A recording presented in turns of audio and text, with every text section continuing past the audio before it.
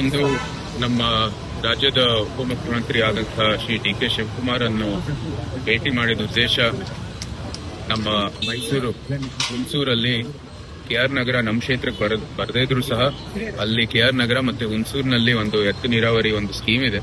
ಅದನ್ನ ಆದಷ್ಟು ಶೀಘ್ರದಲ್ಲಿ ಪ್ರಾರಂಭ ಮಾಡಬೇಕು ಅಂತ ಇವತ್ತು ಮನವಿಯನ್ನು ಸಲ್ಲಿಸಿದ್ವಿ.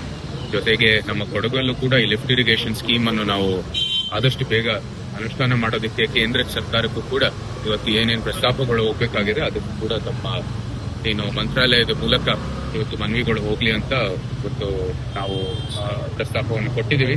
ಜೊತೆಗೆ ಮೈಸೂರಲ್ಲಿ ಕೆಲವು ಸೇತುವೆಗಳು ಕಾವೇರಿ ನೀರಾವರಿಗೆ ಸೇರಿರುವಂತದ್ದು ಅದನ್ನು ಕೂಡ ನಿರ್ಮಾಣ ಮಾಡೋದಕ್ಕೆ ಅವರಿಗೆ ಒಂದು ಬೇಡಿಕೆಯನ್ನು ಸಲ್ಲಿಸಿದ್ದೀವಿ. ಇದಿಷ್ಟು ಇವತ್ತಿನ ಭೇಟಿಯ ಉದ್ದೇಶ.